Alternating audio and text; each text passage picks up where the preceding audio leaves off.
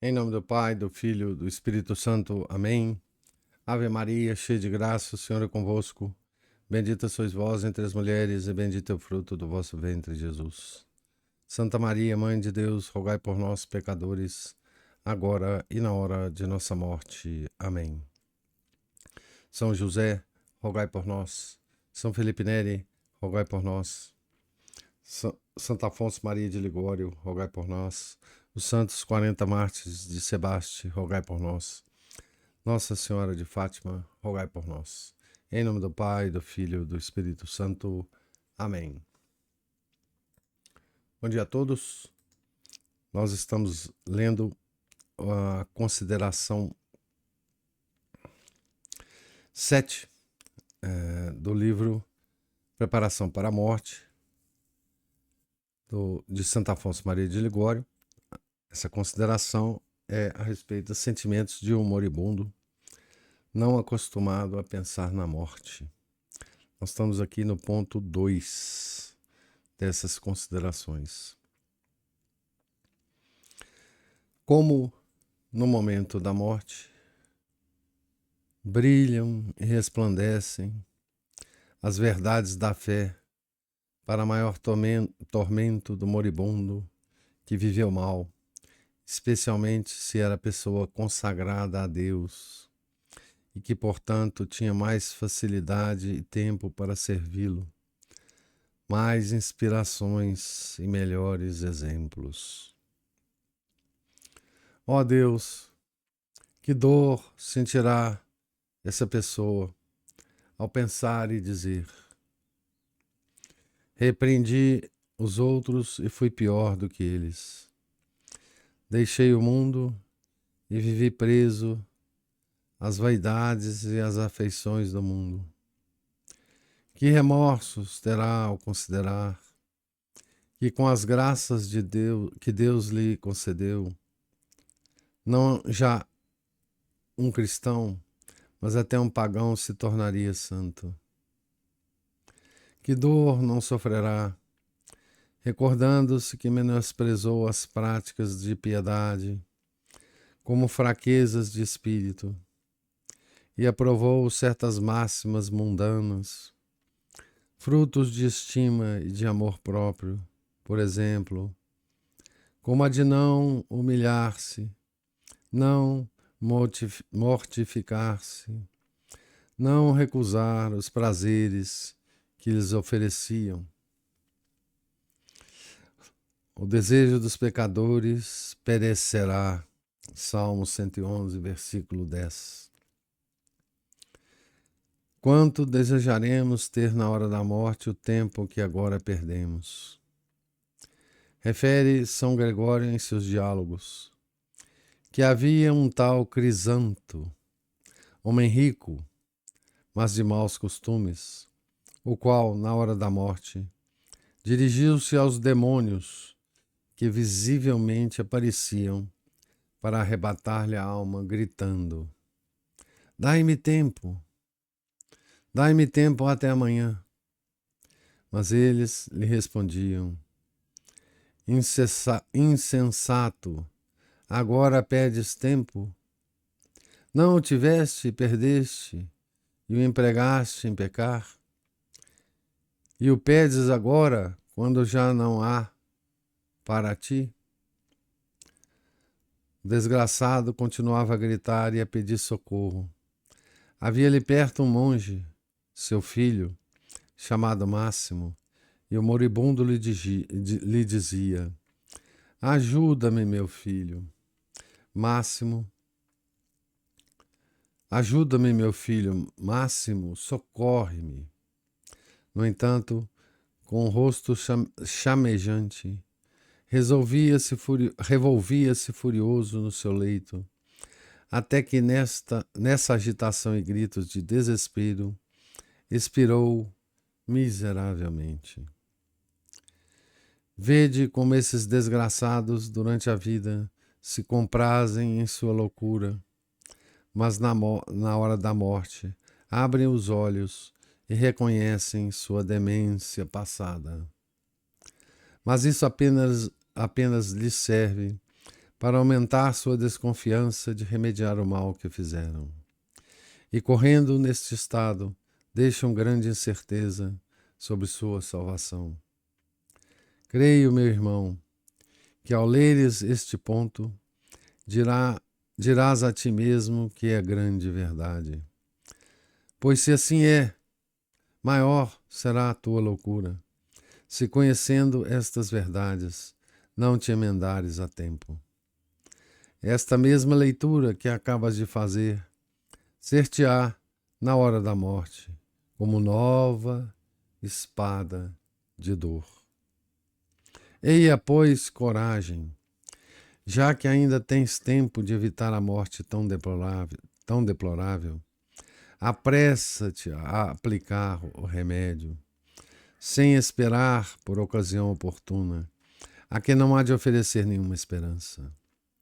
Não o deixes para outro mês, nem o adies por uma semana. Quem sabe se esta luz que Deus, em sua misericórdia, te concede, será a última exortação que te faz.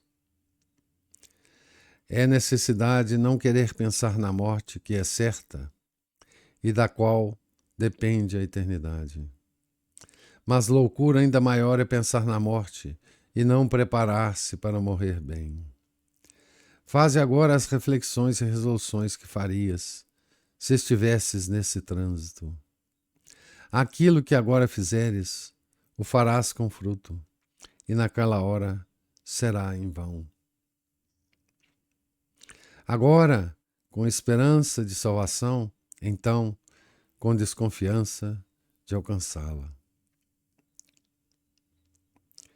Ao despedir-se de Carlos V, um personagem que abandonava o mundo para dedicar-se ao serviço de Deus, perguntou ao imperador por que deixava a corte. Respondeu ele: é necessário para salvar-se que entre a vida desordenada e a morte exista um intervalo de penitência.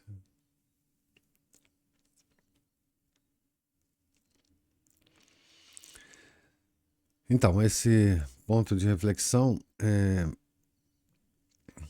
o que é interessante é que Santo Afonso, ele começa considerando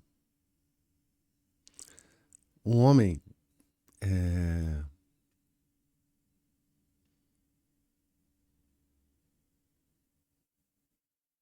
um religioso, né? Primeira parte da reflexão, ele considera aqui uma pessoa consagrada a Deus, né? Podemos pensar um padre, podemos pensar um monge, né? Um religioso, um padre secular e um religioso, né? Um monge ou um padre monge, né? E que chega na hora da morte e não está preparado para isso, né? Essa é uma das coisas, talvez, muito mais tristes do que...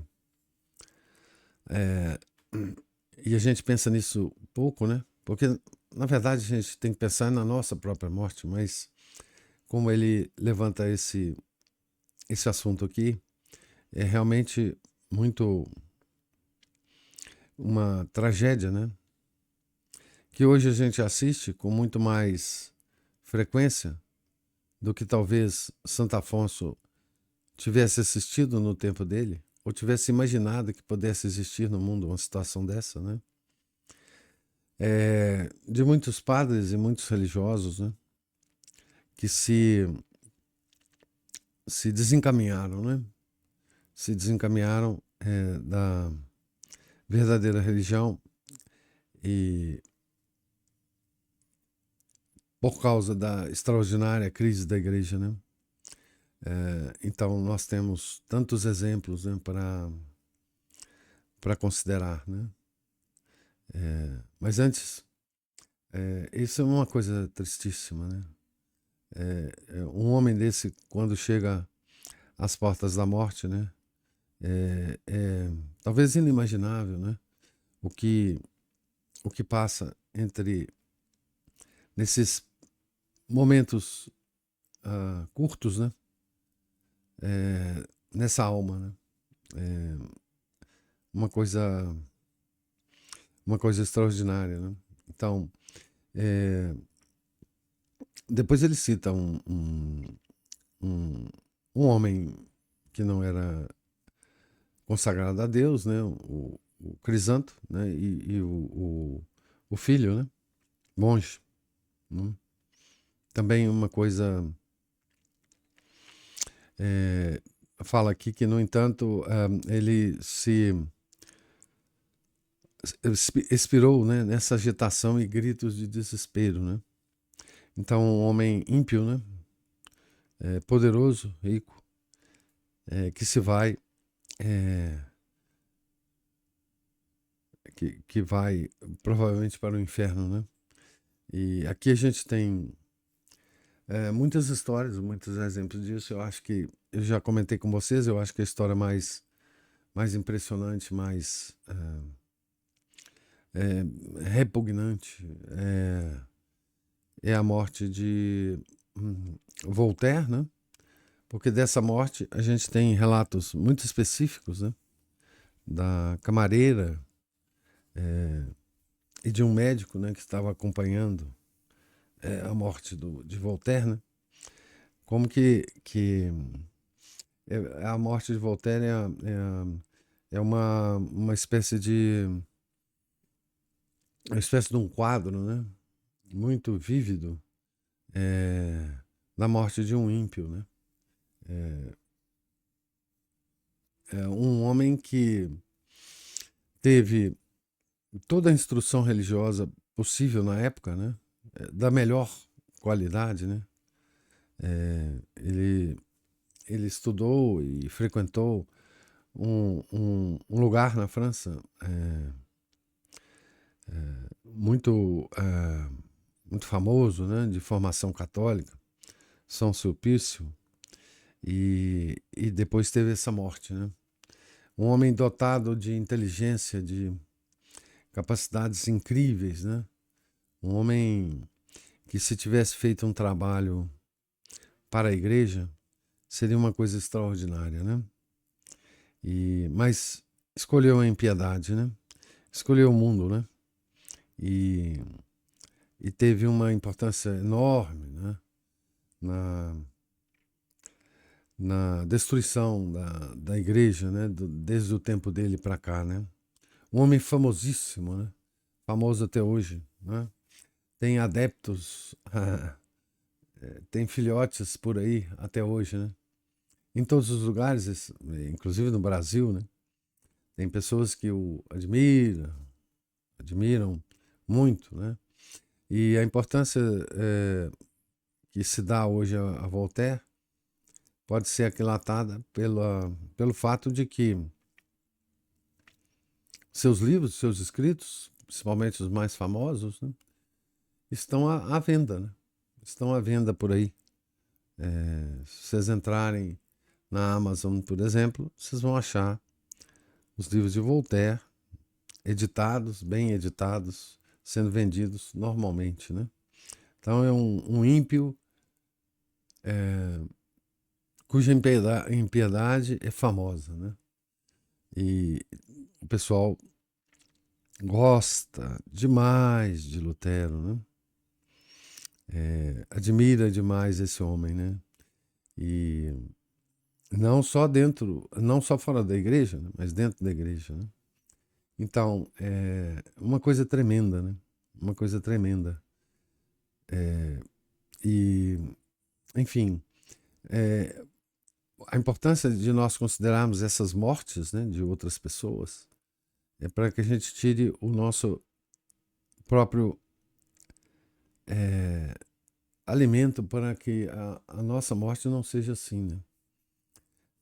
Não basta ficar considerando essas mortes com curiosidade ou com vontade de, enfim, de saber, mas para nós tirarmos as consequências disso para a nossa vida, né? E uma outra coisa que é muito interessante, que ele fala aqui, né?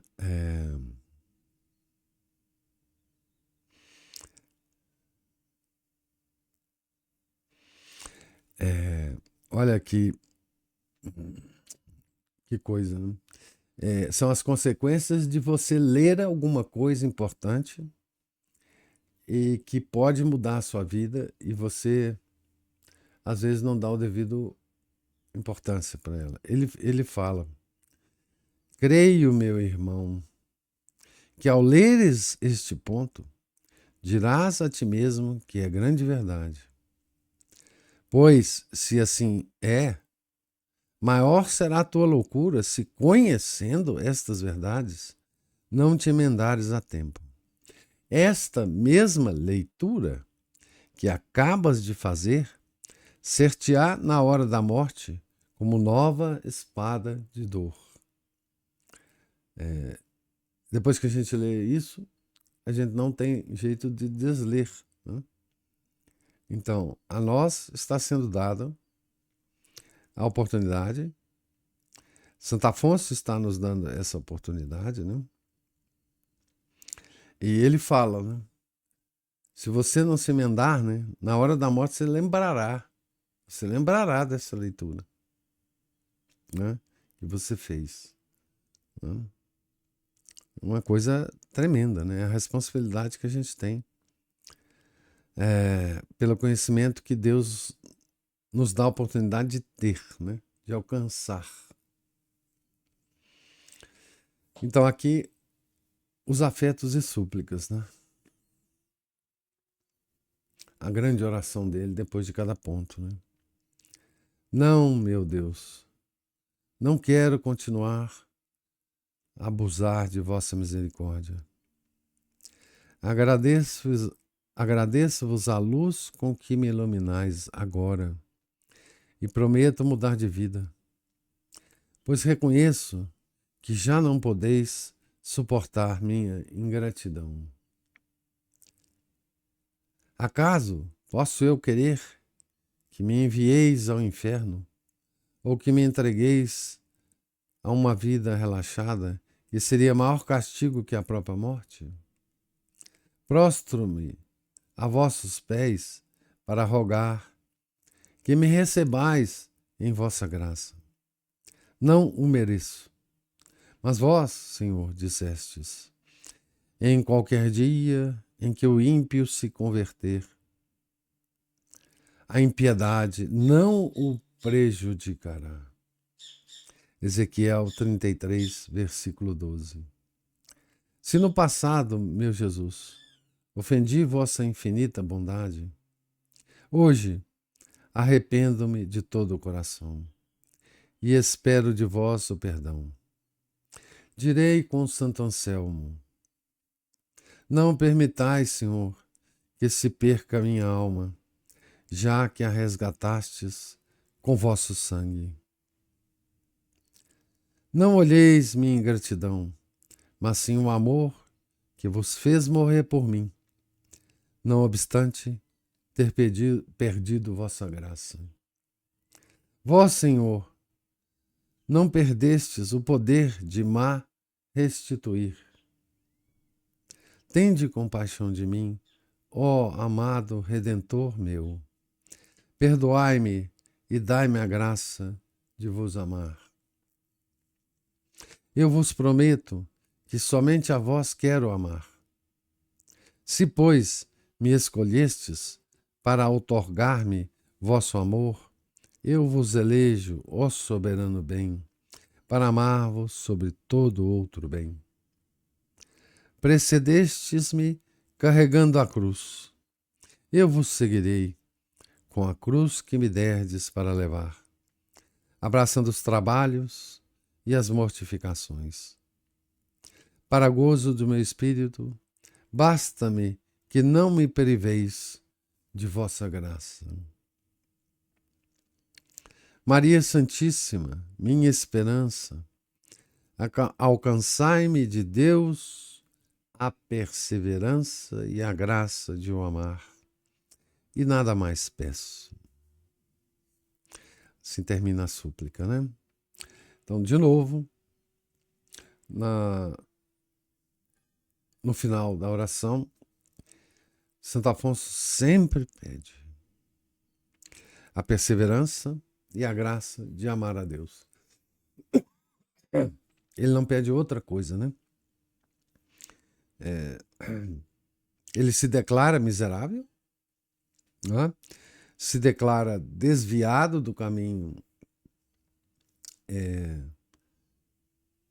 verdadeiro e pede a graça da perseverança e a capacidade de amar a Deus, né?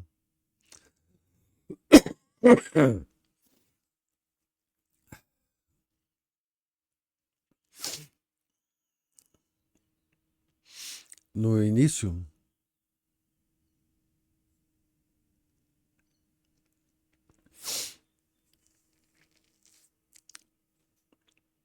da súplica,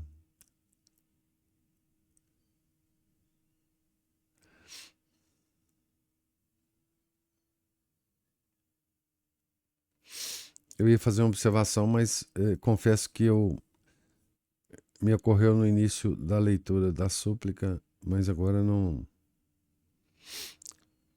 me ocorre esse comentário, não.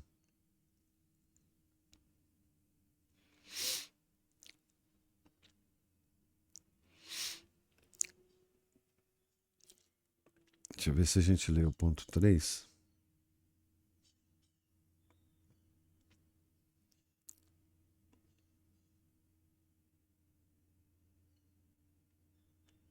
Vamos ler o ponto 3 aqui, da consideração 7. Ponto 3. Para o moribundo que durante sua existência não zelou o bem de sua alma, serão espinhos todos os objetos que se lhe apresentarem. Para o moribundo, né? Espinhos, a lembrança dos prazeres gozados, dos triunfos e das vaidades do mundo. Espinhos, a presença dos amigos que o visitem e as coisas que eles lhe recordarão. Espinhos, os sacerdotes que o assistem e os sacramentos que deve receber. Confissão, comunhão e extrema-unção. Até o crucifixo que apresentam será como espinho de remorso, porque o pobre moribundo verá na santa imagem quão pouco correspondeu ao amor de um Deus que morreu para salvá-lo.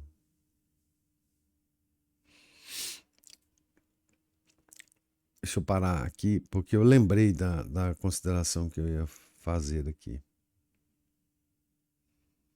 a respeito dos afetos e súplicas anteriores.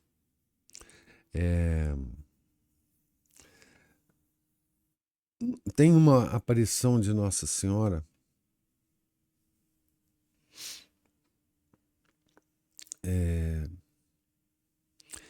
em que ela se expressa de uma forma muito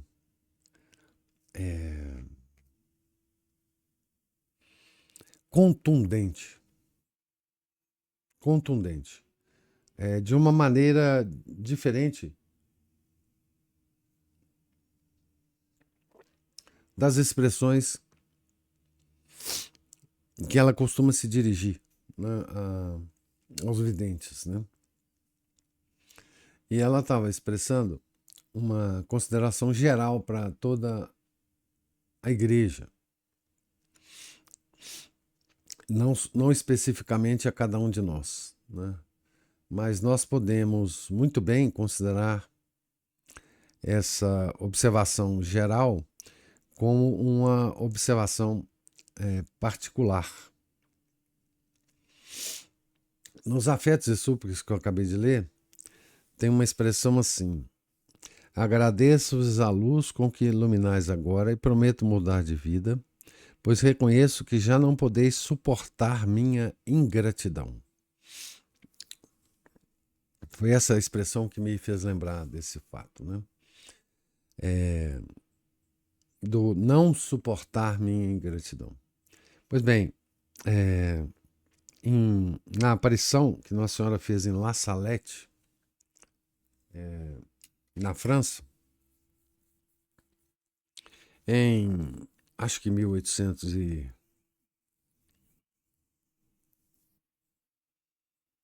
Agora eu já não sei mais exatamente se foi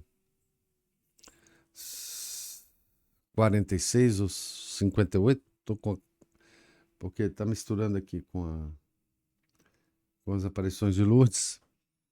Mas a observação é muito interessante, porque essa aparição ela chama muita atenção do clero, né?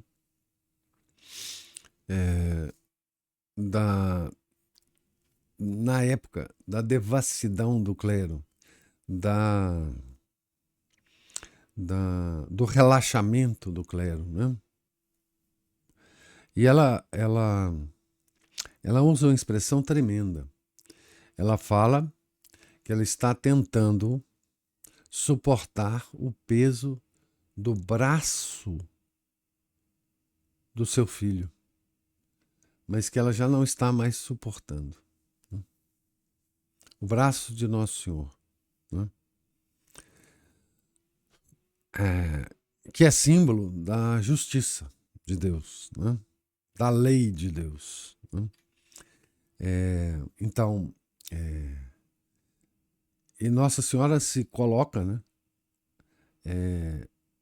Como sempre, nossa protetora, né?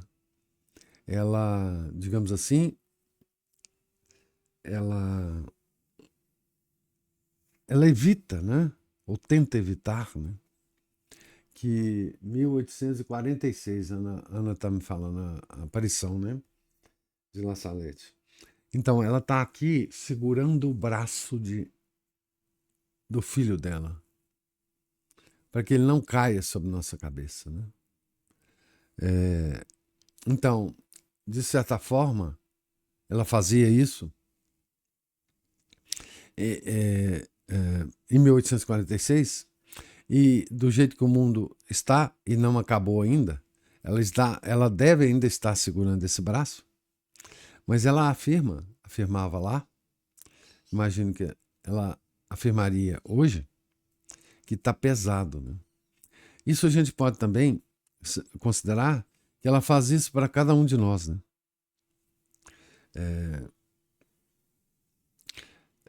Ela segura o braço de Nosso Senhor em relação a cada um de nós, né? Para que ele consiga suportar a nossa ingratidão, né? E aqui, nesse afeto e súplica, Santo Afonso está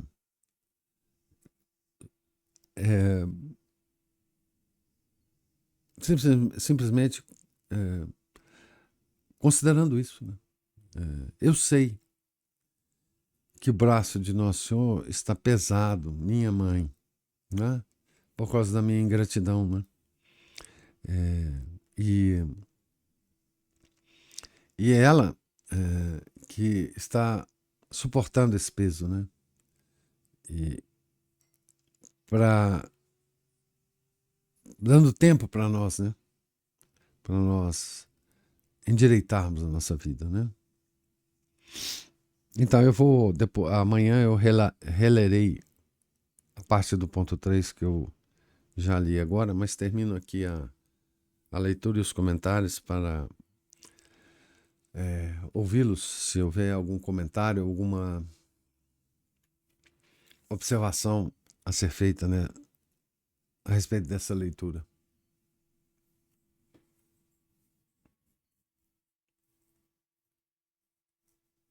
Professor, Sim. me ocorreu o seguinte, sabe? A hora que o senhor estava aqui no início da leitura de hoje, que alguém pede mais tempo, né? E o outro fala, ah, insensato, de que adianta o tempo agora? É os demônios que No- falam isso. Pois é. Mas por outro lado, eu fiquei pensando o seguinte, só me corrija esse meu raciocínio. Porque uma pessoa que se manteve afastada de Deus, porque um católico, ele ainda sabe do que ele deve se arrepender, ele tem os parâmetros do certo e errado, né? Daquilo que ofende a Deus, do que é pecado. Mas aqueles que não têm nenhum desses, sabe, nada disso, né? Nenhum desses parâmetros, nenhuma ideia a esse respeito, porque me veio à cabeça o Léo nos contando a respeito dos pacientes que não têm vocabulário para explicar o que eles estão sentindo Isso. e que o médico tem que tentar adivinhar.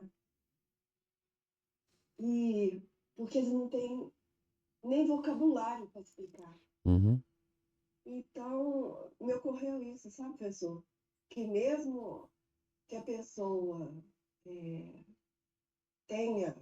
tivesse mais tempo, talvez ela não soubesse nem o que ela não sabe nem o que é arrependimento, nem do que ela tem que Não. se arrepender, nem como que ela ofendeu a Deus durante a vida.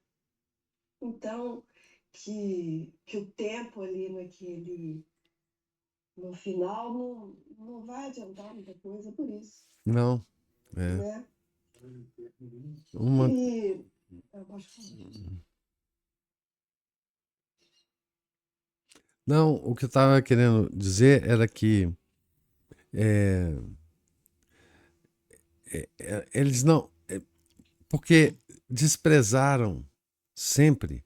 E aqui tem uma frase muito boa que fala assim: que dor não sofrerá, recordando-se que menosprezou as práticas de piedade como fraquezas de espírito e aprovou certas máximas mundanas. Ele está falando para o monge, para a pessoa consagrada. Né? Porque eles desprezaram tanto essas práticas que talvez nem as palavras de uma oração completa da igreja eles vão lembrar. Nem nenhuma nenhum hino de louvor a Deus, mesmo uma frase de louvor a Deus, nenhuma parte de uma oração, nenhuma parte de um salmo, eles não saberão pedir perdão a Deus de nenhuma forma. E é aquilo que eu sempre falo para vocês. Instalou-se na cabeça dessa pessoa a confusão.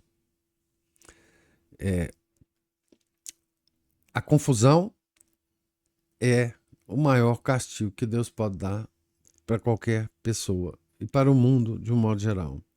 Então, a pessoa não tem mais capacidade de, no meio da confusão, se dirigir diretamente a Deus.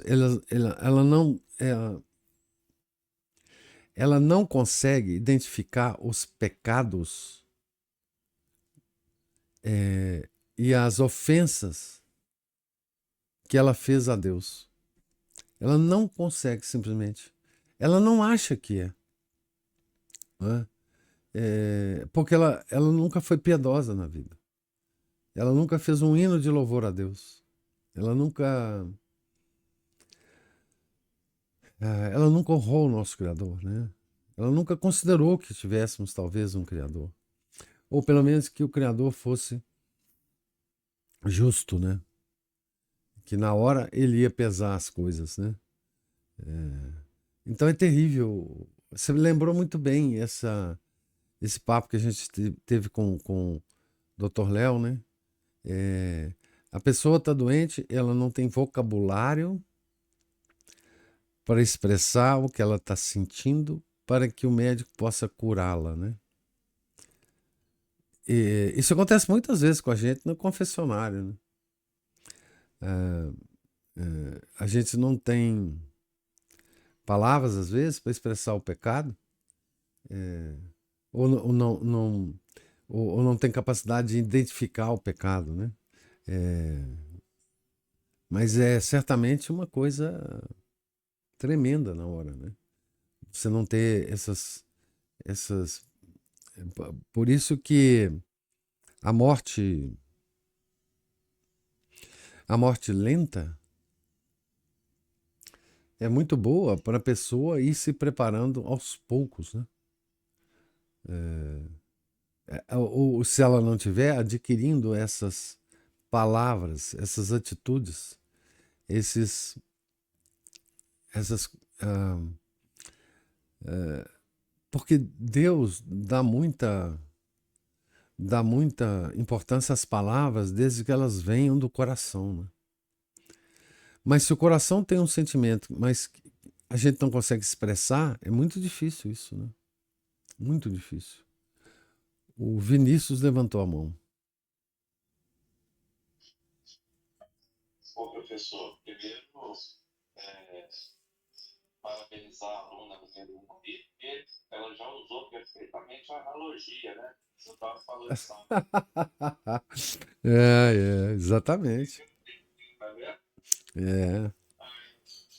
Agora, o que até a propósito que o senhor falou e que a Ana estava colocando, que as pessoas não têm capacidade de, de até colocar em palavras mesmo, além de entender. Primeiro entender essa questão toda. Eu estava até a propósito ontem vendo textinho, mas é antigo, parece que é medieval, até um livro que o Alan escritor chama Jó.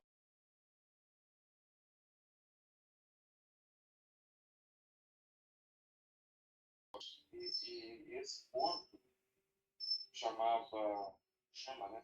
A face do pecado, era de uma menina, de uma moça que era pura, e aí o tio, parece que ela era pobre, simples, o tio com condição, começou a criar a moça, e aí foi criando um vínculo entre eles, jogavam xadrez, conversavam, e não conseguindo ficar longe do outro.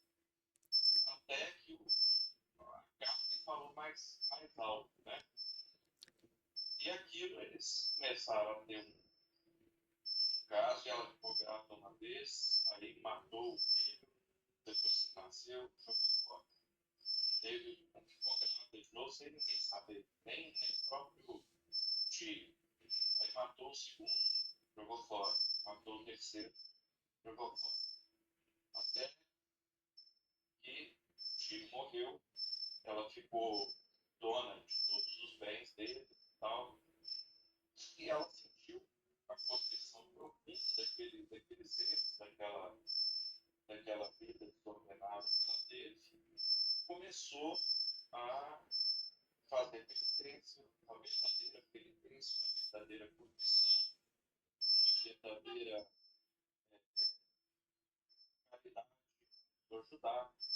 E eles estavam em Roma, então o imperador, na época, ela caiu nas graças do imperador, essa súdita aqui, caridosa, piedosa, não sei o que, o Papa a recebia para conversar com ela, gostava de conversar com ela, até que o diabo apareceu. O diabo estava vendo tudo e ele apareceu na forma de tipo um adivinho. E começou a adivinhar os podres de todo mundo. Ó, o seu assessor ali cometeu tal crime, não sei o que, não tinha. Era o diabo, não tinha como falar que estava errado. Ele estava no caminho das pedras todas. E aí um dia, andando com o imperador na rua, cruzou com ele e falou: minha querida súdita, muito piedosa, já pulando piedosa. Cometeu crime, ela já matou filho, não sei o que, tal. Acho que a dois, não pode um negócio desse. E ele chamou, né? A moça falou, não, então amanhã nós vamos fazer uma cariação entre vocês dois e aí vamos. Aí ela pediu pro imperador, não, então deixa pra ser amanhã de manhã. Nisso o diabo já tinha convencido o povo, o corpo dele, ia queimá-lo e tudo. E ela, mesmo conflito, ela falou, bom, agora não tem jeito, esse adivinho aí até hoje não errou. Bom, não tem outra coisa, ela foi se confessar com o próprio Papa. E aí, quando ela foi confessar com o Papa não impôs penitência nenhuma a ela. Falou, seus pecados foram perdoados porque você já fez a sua penitência. Então você vai amanhã, Deus vai encaminhar da forma que a vontade dele assim decidir. Mas ele falou, até o que você fez até hoje, desde a morte do seu tio, você já pagou os seus pecados. E ela foi. Aí chegou lá, na manhã, combinado, na hora que ela entrou no salão, o diabo estava do lado do imperador. Na hora que ele olhou para ela, ele falou, não é essa aí não. Essa aí não tem pecado nenhum. Eu nem consigo olhar para a cara dela. Me traz a outra. Aí o imperador falou, não, você usou ontem. Sim. O diabo falou, não é. Olha lá, você não tem pecado nenhum. A face dela está limpa. Aí o imperador mandou prender o diabo, ia matar o diabo, não tem jeito, né? Ele desapareceu. Mas a questão toda, qual que é a moral da história? Se ela não tivesse ido ao sacramento, ela não teria se salvado. É. E igual a Ana falou, né? As pessoas, a maioria dos católicos, inclusive, como diz o Márcio, pagãos nominalmente católicos, não fazem a menor ideia de que sem a contrição, sem o sacramento, mesmo que haja a contrição verdadeira, não é suficiente. Não. Quantos vão morrer sem contrição? Exatamente. Não tem jeito. A fonte da graça de Deus para o mundo, ela escorre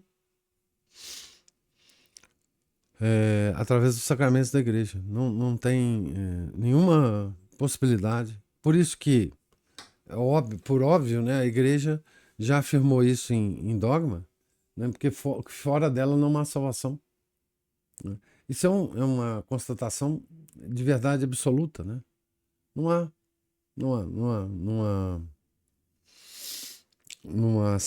salvação fora da igreja sacramental. Né? Mas belíssimo conto, belíssimo. Jogral de Nossa Senhora, que chama o livro? Isso, professor. O Jogral de Nossa Senhora. O Ronami, ele é pequenininho, na estante espiritual tá cheio. Mas o Ronami falou que comentaram com ele, quando ele comprou o livro, que parece que tem uma versão, seria uma versão integral, grandona, mas que ele já procurou e nunca achou. Mas chamou Jogral de Nossa Senhora. Belíssimo, belíssimo. Muito bom. É uma historinha melhor que a outra.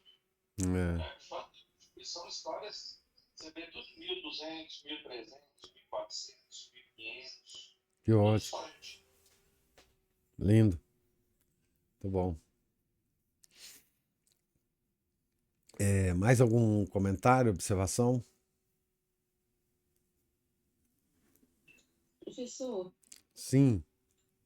sobre o que o senhor estava falando nessa última e derradeira hora, um ímpio, né, afastado de Deus, não conseguir nem se expressar.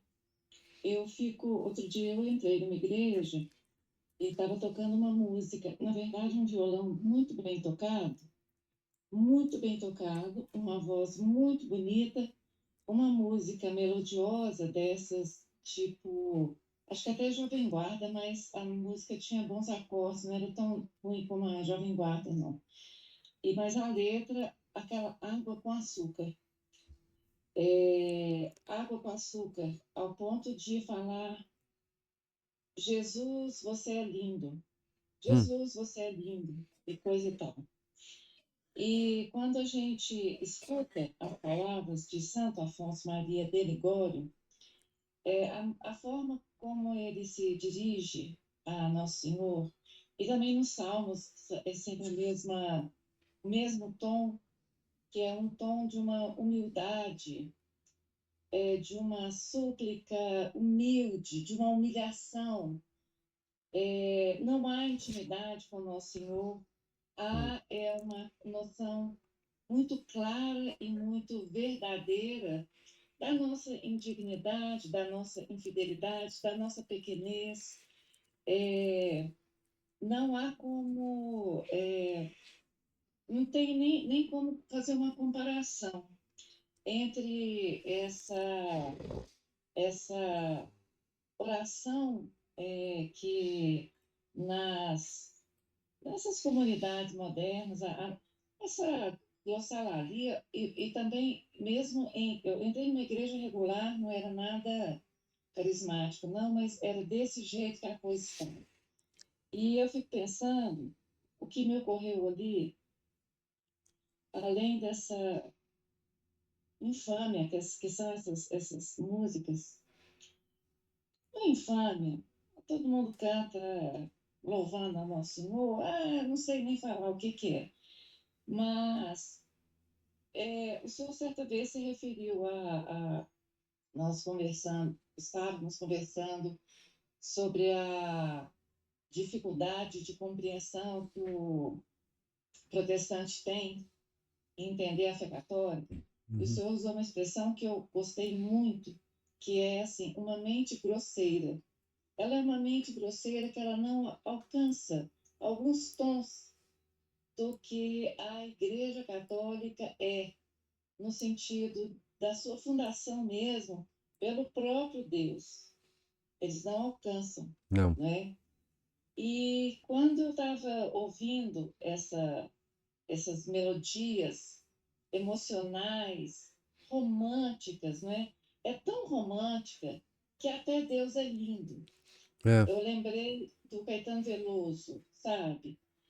Apesar de que a coisa era muito palatável e tal. Eu fiquei pensando assim, essas músicas profanas, não tem como uma pessoa assistir o sacrifício da missa ouvindo uma música profana qualquer, popular, e depois entrar um latim, dizendo, introibada autoridade. O latim transforma-se numa coisa tão dura, tão distante, porque assim, quando a música está correta, você sobe, você eleva a sua alma, e o latim, ele entra como uma verdade aceitável, mesmo que você não compreenda integralmente e você não traduza, porque assim, quando eu falo que o acompanhamento espiritual da missa é o melhor acompanhamento, porque nós, quando a missa começa, e na primeira parte nós vemos o sacerdote se humilhar e pedir perdão, nós vemos a grandiosidade, porque ele é Deus na terra, é in persona Christi. Se ele se humilha, imagina nós, não é? Então a gente acompanha espiritualmente desta forma. Mas como que as pessoas hoje que estão nessa igreja renovada, moderna, porque assim, essa dificuldade que Santo Afonso Maria de Ligório fala, nós podemos assim, tirar o cavalinho da chuva, que nós estamos isentos dela. Não. Porque é como a Ana Paula mesmo aí disse, né, que a gente cai demais, não é, professor? A Não, não. verdade é, Não, né? não tem nenhuma isenção nossa disso, dessas dificuldades, não. Senão nós não estaremos nem lendo isso aqui, né? Ah, pois é. É porque a gente esquece que a vida presente não existe nem passado nem presente, não há vida presente, nem passado nem futuro. Quando você pensa que a vida é uma sucessão de átomos, de tempo passando, e suas disposições elas vão mudando conforme até se o sol queima ou se o vento derruba sua casa, É. né? Se tá mais, Então, se tá mais calor ou menos calor. você vai murmurar, não vai murmurar, é aquela coisa, não é? E o que a gente implora sempre é a perseverança final, não é, professor? Exatamente. É o que Santo Afonso sempre está implorando nas orações dele todas. É perseverança e a graça do amor de Deus. Pois é. Mas então é isso, professor. O que me ocorre é que, além dessa perseverança, que a gente saiba, ao longo da vida, nos dirigirmos, usar as palavras que a Igreja Santa Madre nos ensinou, Isso. não é? A nossa Decorar, religião, decorar as palavras, decorar esta as forma expressões. de nos dirigirmos ao Nosso Senhor, É. porque agora também, porque a Ana Paula, quando fala que o doutor Léo fala nessa dificuldade de expressão, talvez as nossas dificuldades pelos nossos pecados sejam amainados quando a gente sabe pelo menos usar as palavras. Quem sabe não será isso um auxílio, Os né? salmos, sim, certamente. Nós temos que decorar aquelas palavras. Porque vai ser, na hora a gente vai lembrar. E pode ser uma palavra salvadora, né? É.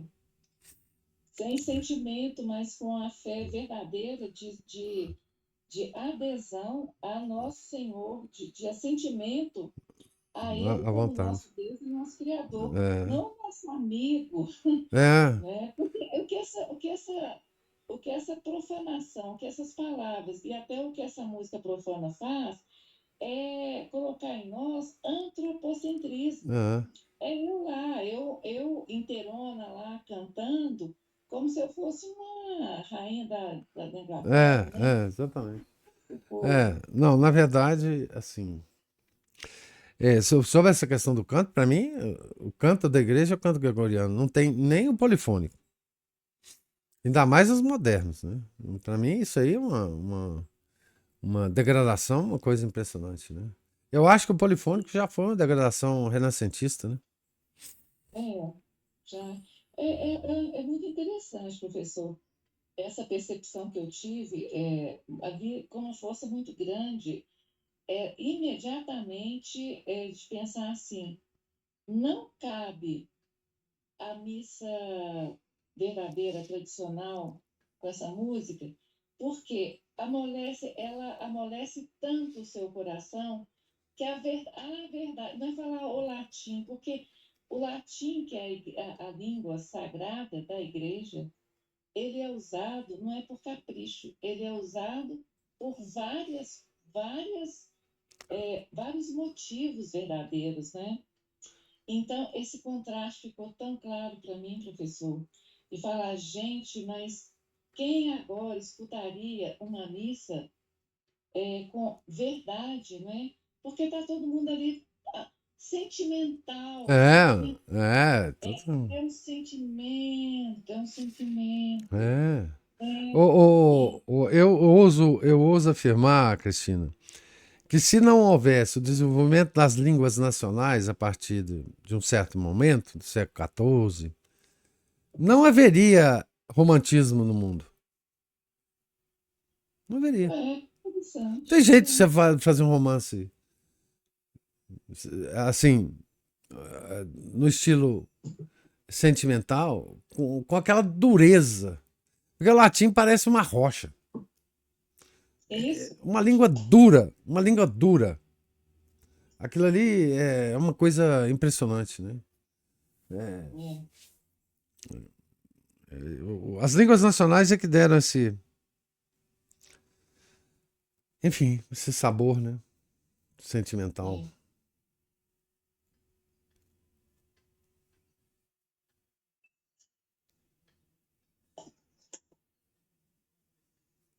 Tá bom? Opa, Márcio. Joia. Tô acompanhando aí o diálogo sobre os idiomas e as línguas aqui. É uma coisa interessante. Estou desviando um pouco do assunto já.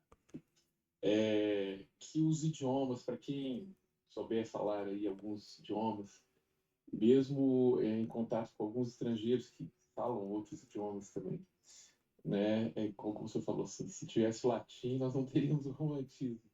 Assim, se tivéssemos só latim, se tivesse outra língua. Hum. A questão da língua, assim, mesmo conversando e ouvindo outras pessoas falando sobre isso também, que as línguas, as pessoas quando usam o idioma, elas praticamente incorporam uma personalidade diferente. Então, por exemplo, igual tem um francês que ele fala, estava numa entrevista, ele aprendeu português, a esposa dele é portuguesa e tal, português não, brasileiro, perdão. Que ele, ao falar inglês, português, francês, ele tem uma personalidade, com que ele nasceu, né, e cresceu e tal. Que quando ele fala português, ele parece que ele vira uma espécie de meio brasileiro, assim, é uma coisa diferente, né? E aí, por Imagino. exemplo, a gente vai, né, com as avacalhações todas típicas, né? Ele acha que ele fica menos sisudo, mais avacalhado. Certamente. Mas, por exemplo, você vai usar, por exemplo, você vai pegar uma língua que você aprendeu para poder lidar profissionalmente, academicamente.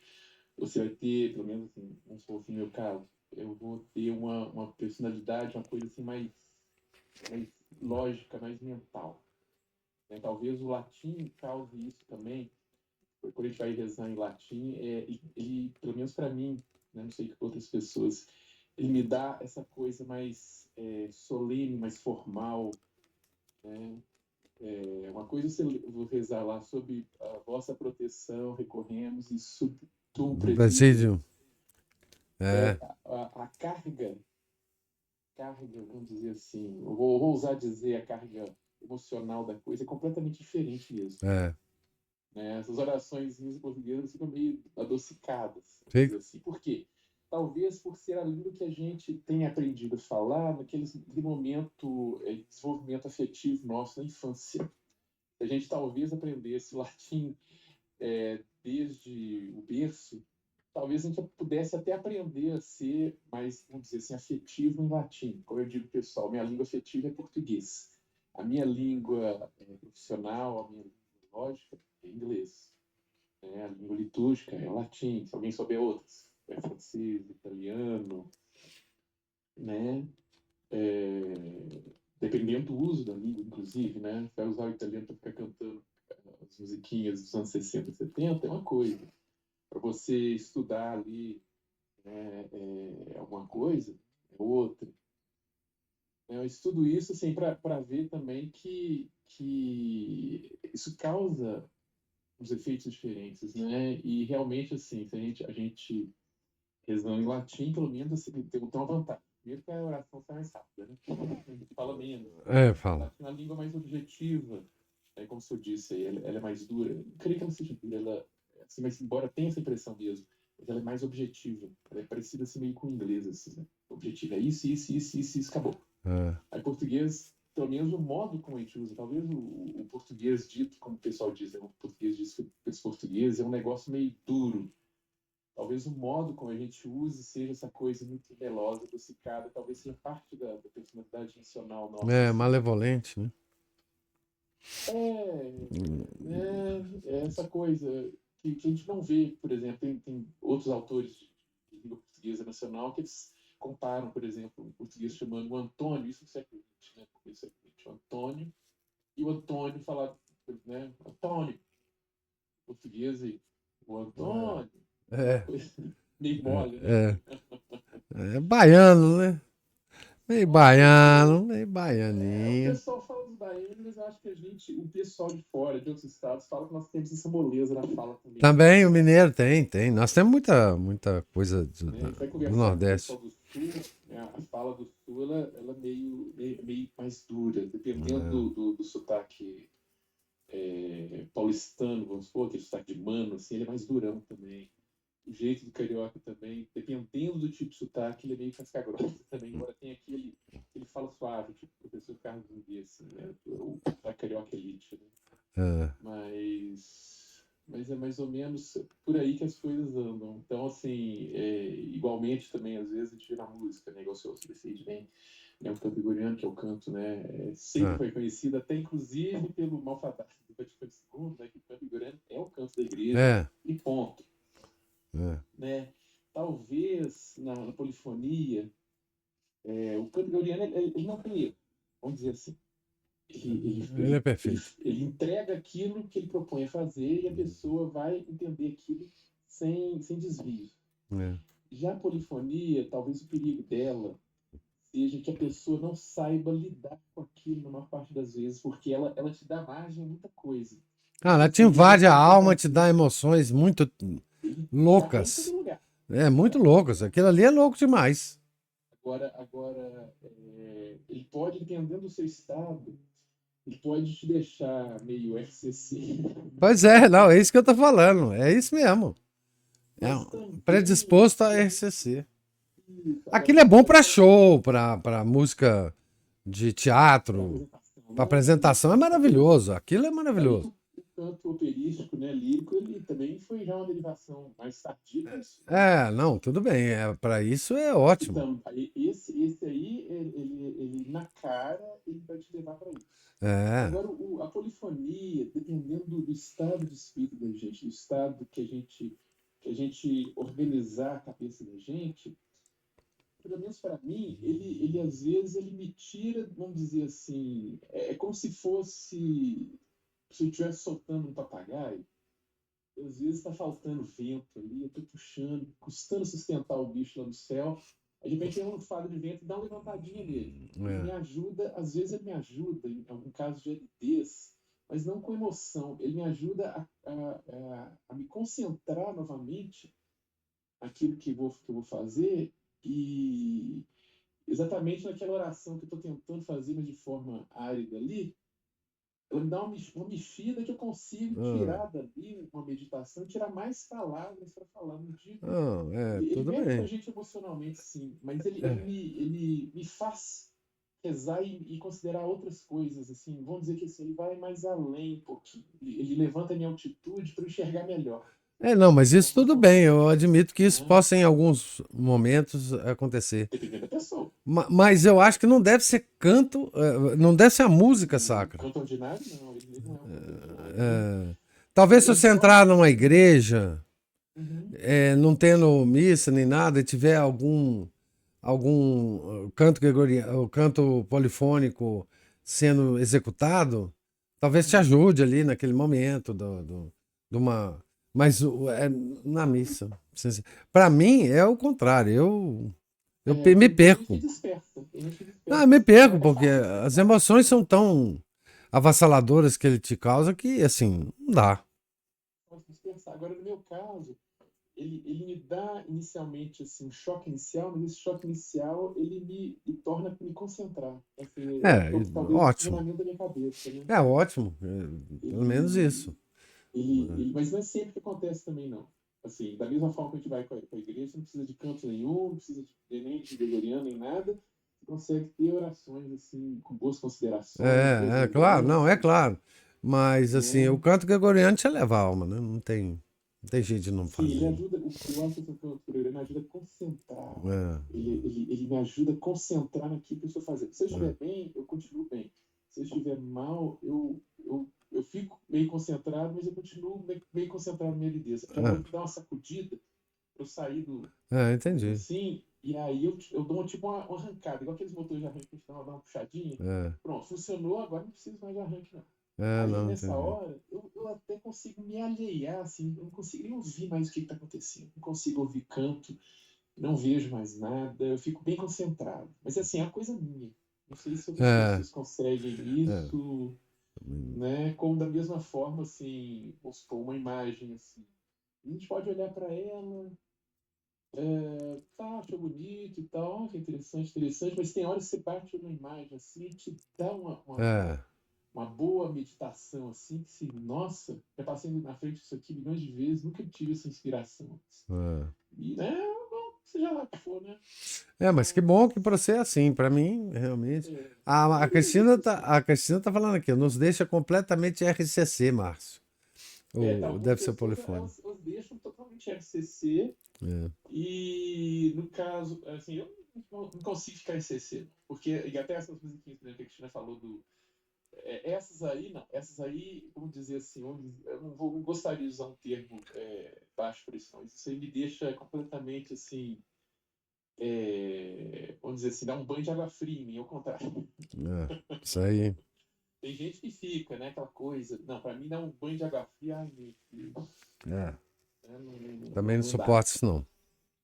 Agora, quanto ao jogral de Nossa Senhora, o Vinícius estava contando, também tem um caso que eu vi num livro, uma revelação para Santa Brígida, e ela contando, né, que ela presenciou um julgamento típico, para dar um exemplo, né, uma pessoa, né, e tinha a pessoa que o pecador que não se emendava, então Jesus Cristo abriu o livro da vida lá e o diabo acusando e tudo correspondendo exatamente ao livro ali. E aí ele olhou para Nossa Senhora, fez aquele sinal de nada posso fazer agora, e esse homem foi condenado. Aí chegou um outro, o diabo começou a acusação também. Por que ele fez isso? Fez aqui, fez aqui, fez aqui, fez aquilo. Aí Nossa Senhora pegou o livro da vida dele e abriu as páginas todas em branco. Aí ele disse, né, não lembro se foi ele que disse, se foi Nossa Senhora que disse, que ele se arrependeu, se penitenciou, confessou seus pecados e tudo mais. Então, esses pecados não existiam mais. Aí o diabo ficou furioso e ele absolveu o homem. Né? Então é muito interessante isso, que corresponde bastante à ideia dessa história que o Vinícius contou. Foi muito boa, achei muito interessante. Mas é só isso, pessoal, falei demais. O próprio teatro lá do nordestino lá, do paraibano, o Alta Compadecida, né, do Suassuna, é uma espécie disso, né, desse julgamento, uma espécie de jogral mesmo, de Nossa Senhora. Mais algum comentário? Sei lá. Sim.